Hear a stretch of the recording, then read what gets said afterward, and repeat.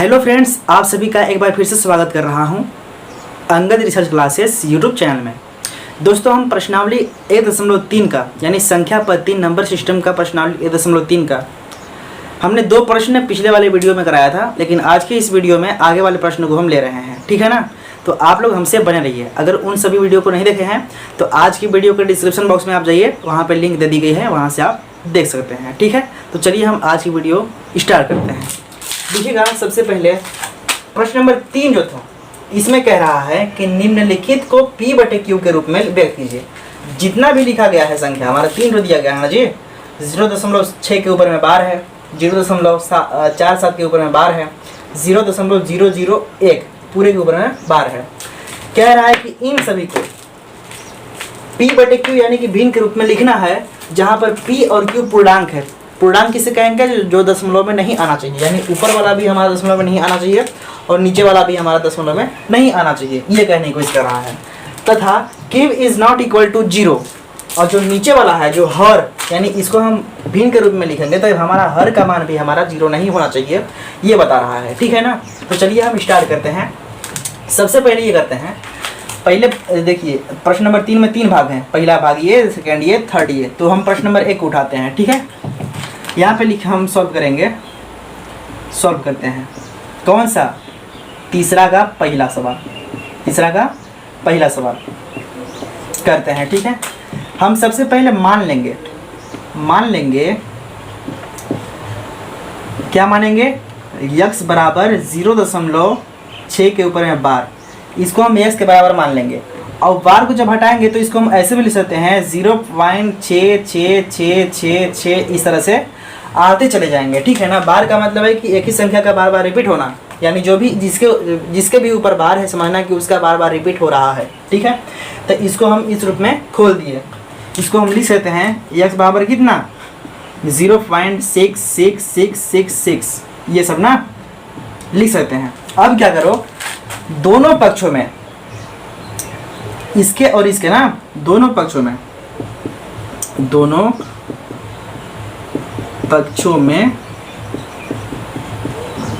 10 से गुणा करने पर,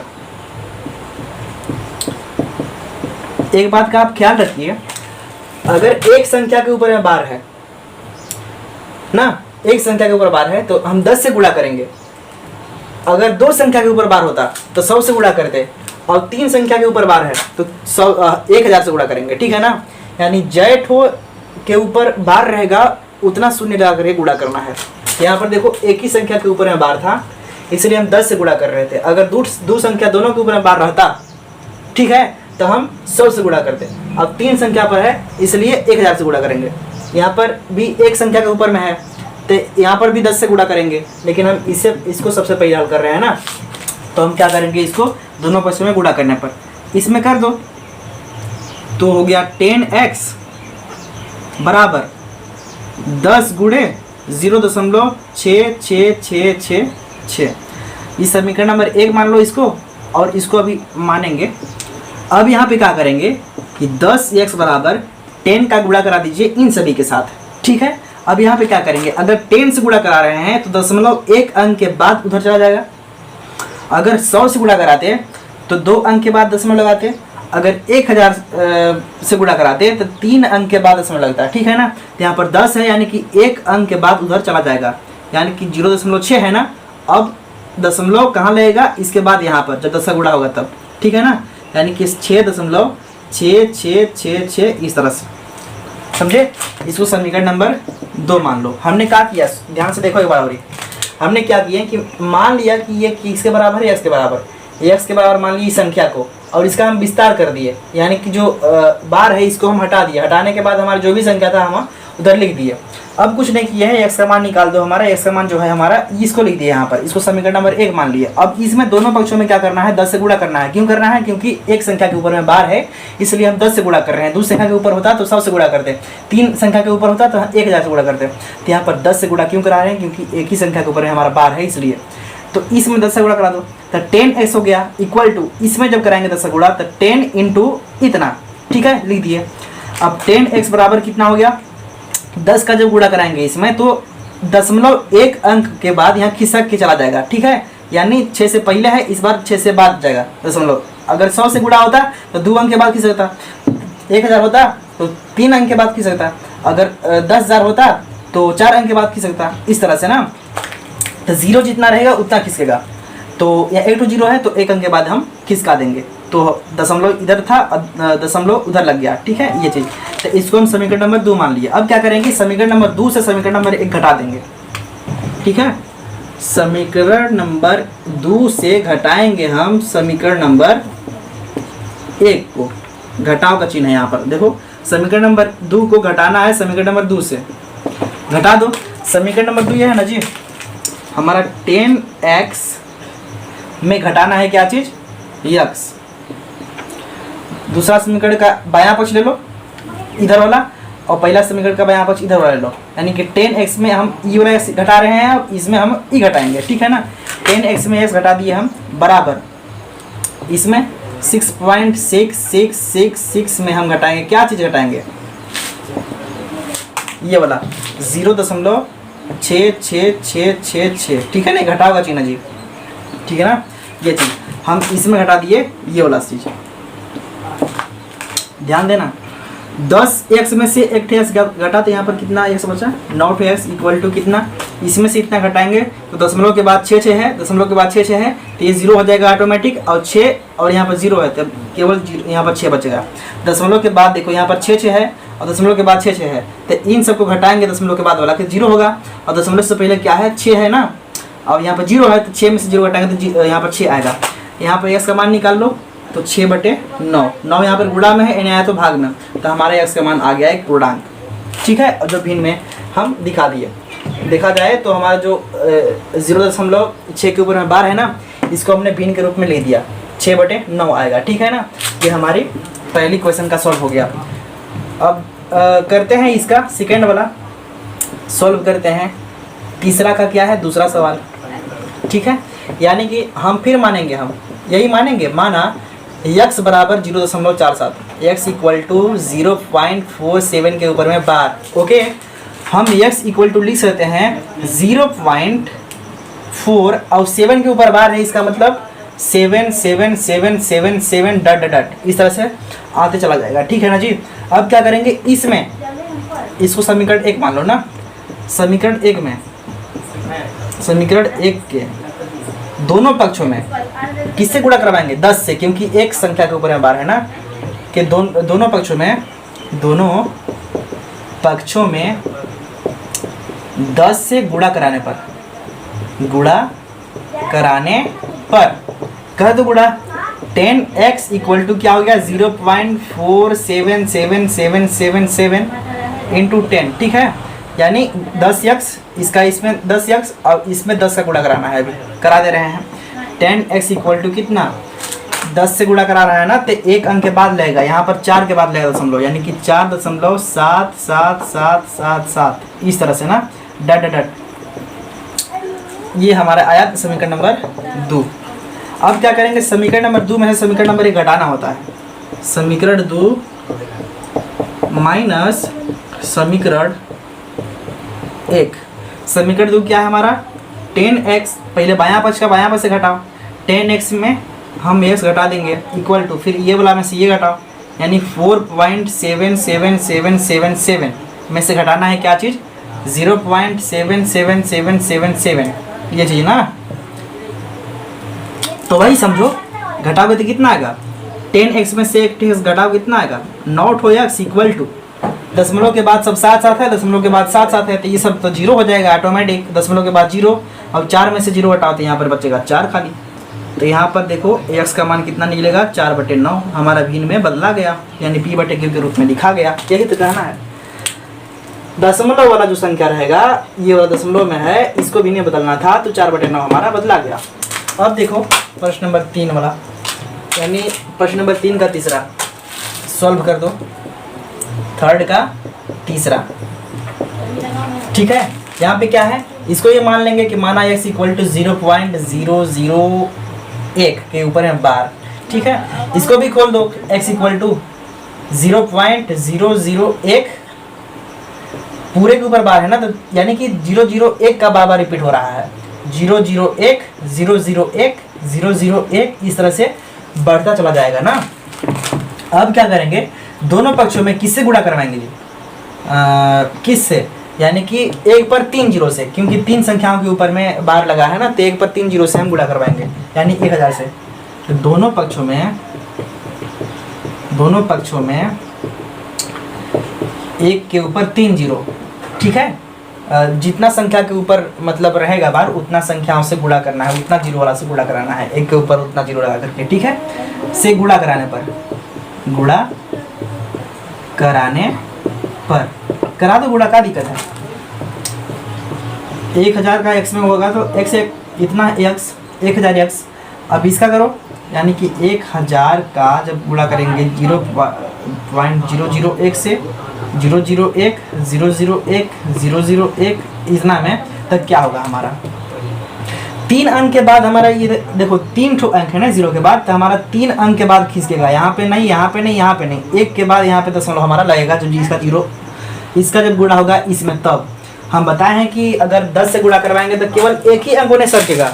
2 अंक पर मतलब 100 से गुणा करवाएंगे तो 2 अंक सरकेगा, 1000 से करवाएंगे तो 3 अंक सरकेगा, ठीक है ना। तो 3 अंक कहाँ पर है? 1 2 3 यहाँ पे खसेगा ना, यानी कि 1.001 001 001 इस तरह से हमारा आ जाएगा, ठीक है। इसको समीकरण 1 मान लो और इसको समीकरण नंबर 2 मान लो। ये कितना आया जी? 1000 x है ना।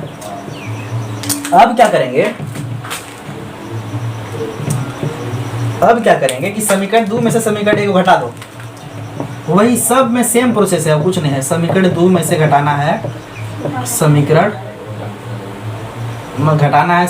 1 को। हमारे क्या है, हमारा यही ना है जी, 1000 x में हम घटा दे रहे हैं कितना? समीकरण नंबर 1 का बायां पक्ष बराबर। अब समीकरण 2 का बायां पक्ष लिखो पहले, दायां पक्ष 1.001001001 इस तरह से, ठीक है। अब इसमें घटाना है क्या चीज़? घटाना है समीकरण नंबर 1 वाला 0.001 001 001 इस तरह से, ठीक है। क्या होगा?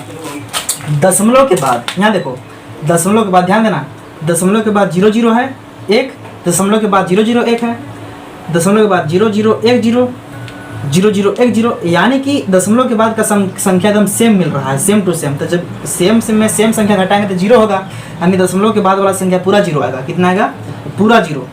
और जबकि दशमलव से पहले 1 है और दशमलव से पहले यहाँ पर 0 है, तो 1 में से 0 घटाओगे तो यहाँ पर 1 आएगा। कितना आएगा? 1 में से 0 घटाएंगे तो 1 आएगा।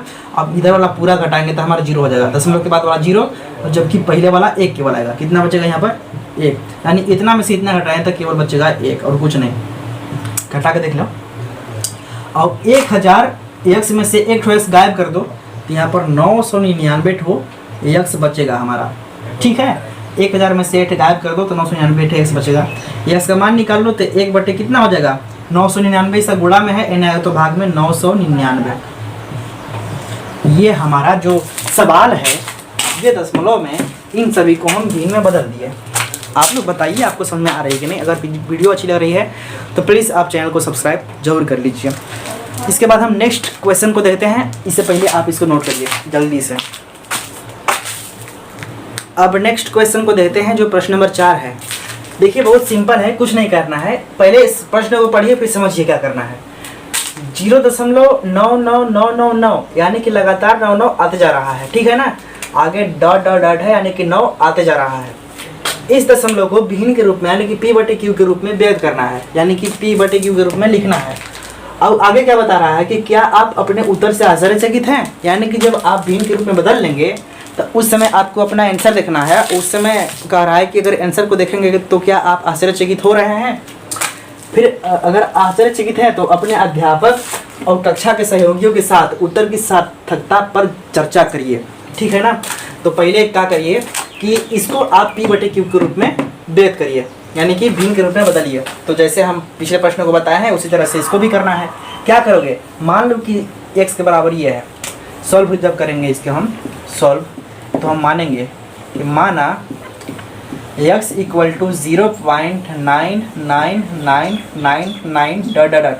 ठीक है, अब क्या करेंगे, दोनों पक्षों में